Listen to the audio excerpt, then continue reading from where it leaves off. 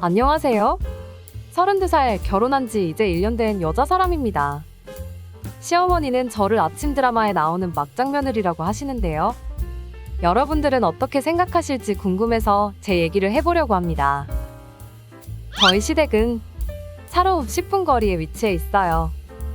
시댁에는 저희 아주버님이 함께 살고 계신데 결혼한 지 7년 되셨고 결혼 3년 차쯤에 아주버님께서 하시던 사업이 잘 풀리지 않아 시댁으로 들어가 지금까지 같이 살고 계시죠. 형님은 평소 말수가 적으시고 되게 순한 분이시라 별말 없이 아주버님을 따라 시댁으로 들어가셨고요.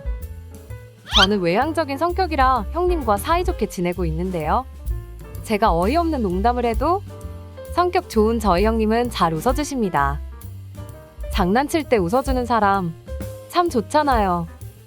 외동딸인 저를 동생처럼 잘 대해주시는 형님이 너무 고맙고 든든했었죠.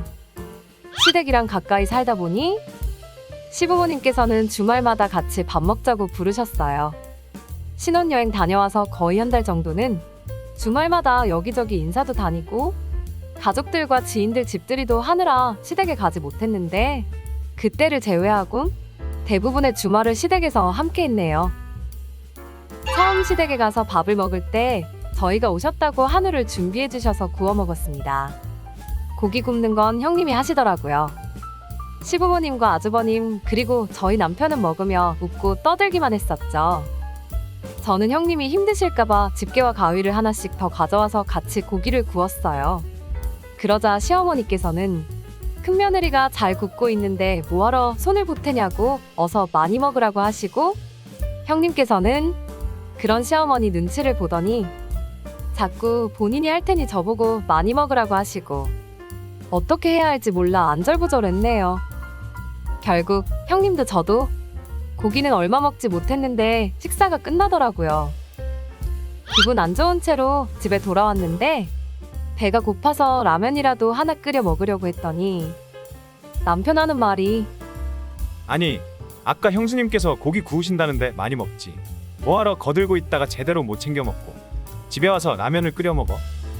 안 그래도 기분 안 좋은 데다가 이 말을 들으니 화가 머리끝까지 치밀어 오르더라고요. 그래도 신혼촌이 이런 걸로 싸우면 밑도 끝도 없겠다 싶어 꾹 참고 넘어갔죠. 그런데 그 뒤로 시댁에 가서 밥을 먹으면 이런 비슷한 일이 반복되더라고요. 형님은 화도 안 나는지 당연하게 시부모님이랑 아주버님이랑 저희 남편이 배불리 먹고 남은 음식을 드시더라고요. 그런 모습이 보기 불편해 남편에게 그냥 주말에 시댁에 가지 말자고 몇 번 얘기했지만 남편은 듣는 둥 마는 둥 하더라고요. 어느 날 시댁에 가서 갈비찜을 먹은 적이 있었습니다. 늘 그랬듯이 식사 준비를 형님 혼자 하시길래 거들었더니 시어머니가 남편 어렸을 때 사진이 담긴 앨범을 가져와서 저를 부르시더라고요. 형님께는 죄송했지만 저도 시어머니 눈치를 보다 보니 어쩔 수 없이 소파에 앉아 상이 다 차려질 때까지 앨범을 봤어요. 진짜 나쁜 동서죠. 상을 다 치우고 형님이 설거지를 하고 계셨는데 시어머니께서 설거지는 좀 이따가 하고 과일 좀 내와라. 라고 말씀하시니깐 형님이 또 군말 없이 고무장갑을 벗고 과일을 준비하시더라고요. 그래서 부엌으로 가 설거지는 제가 하겠다고 팔을 걷어붙였는데 천사 같은 형님은 내가 나중에 하면 되니깐 동서는 들어가서 과일 먹어. 하시더군요. 제가 부엌으로 가는 모습이 불편한 건지 아니면 평소에 형님이 마음에 안 드셨던 건지 시어머니께서는 아니, 손님이 무슨 집안일을 한다고 그러냐. 어서 와서 과일이나 먹자. 라며 계속 저를 거실로 부르시더라고요. 형님이랑 설거지만 얼른 하고 나가겠다고 대답했더니 이번엔 직접 부엌으로 오셔서 형님한테 너는 애한테 얼마나 눈치를 줬길래 애가 안절부절 못하고 설거지 한다고 난리냐. 라고 말씀하시더라고요. 형님 표정이 굳어지시는 걸 보고 괜히 설거지 한다고 나섰나 싶은 생각에 죄송한 마음이 들었죠. 집으로 돌아왔는데 짜증이 나더라고요. 남편에게 여보, 시어머님께서 왜 형님한테만 그렇게 뭐라 하시는 거야? 라고 했더니 아니 뭐 딱히 그렇게 보이지는 않던데? 자기가 너무 예민한 거 아니야? 라며 대충 얼버무리고 방으로 들어가더라고요. 며느리가 밥 해주는 식모도 아닌데 너무나도 당연하게 생각하는 시댁 식구들이 어이없고 착하디 착한 저희 형님이 하라는 대로 군말 없이 다 하니 만만하게 보는 건가? 라는 생각에 독을 품게 되더라고요. 얼마 지나지 않아 결정적인 사건이 터지고 말았습니다. 2주 전 주말에 시댁에 갔더니 조개와 해물이 잔뜩 준비가 되어 있었습니다. 큰 솥이 없어 여러 번 쪄야 하는 상황이라 한 판을 찌고 나서 다들 거실에 앉아 열심히 먹고 있는데 형님께서는 주방에 혼자 남아 찌고 굽고 계시길래 마음이 안 좋더라고요. 그날만큼은 저도 주방에 남아 형님께서 요리하시는 걸 도와드렸죠. 역시나 너무 착한 우리 형님. 내가 다 할 테니깐 동서는 어서 가서 먹어. 손님이 이런 거 하는 거 아니야. 라고 하시더라고요. 이번에는 저도 지지 않고 아니에요 형님. 형님 안 나가시면 저도 안 나갈래요. 우리 빨리 끝내고 같이 가서 먹어요. 라고 말씀드리며 형님 일을 거들어드렸죠. 무슨 재밌는 얘기를 하는 건지 거실에선 시부모님, 아주버님, 남편 이렇게 4명이서 하하호 웃고 난리더라고요. 그렇게 마지막 판을 찌고 형님과 함께 가서 자리에 앉았는데 앉자마자 형님께 뭐 가져와라 뭐 가져와라 라고 잠시도 쉴 틈을 안 주시더라고요.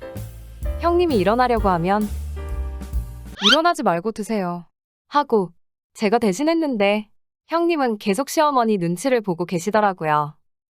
그렇게 왔다 갔다 하다 보니 남은 것들이 얼마 없더라고요. 그나마도 다들 지저분하게 드신 탓에 멀쩡한 게 뭔지도 모르겠고요. 그래도 꾹 참으며 먹으려 했는데 시아버님께서 본인들 다 먹었으니 상을 치우고 맥주를 내오라고 말씀하시는 거예요. 순간 인내심이 폭발해 버리더라고요. 시키는 거 다 하느라 제대로 먹지도 못했는데 본인들 식사 다 끝나셨다고 상 치우라고 하시는 거예요? 좀 너무하다는 생각 안 드시나요? 라고 조용히 얘기했더니 시부모님, 아주버님, 남편 이렇게 넷이서 넋이나간 표정으로 저를 쳐다보더라고요. 시아버지는 헛기침 하시고 남편은 얼굴 새빨개지고 아주버님은 눈치 좀 보는 듯 하더니 화장실로 도망가시더라고요. 시어머니는 정색을 하시더니 잠깐 방에서 보자꾸나.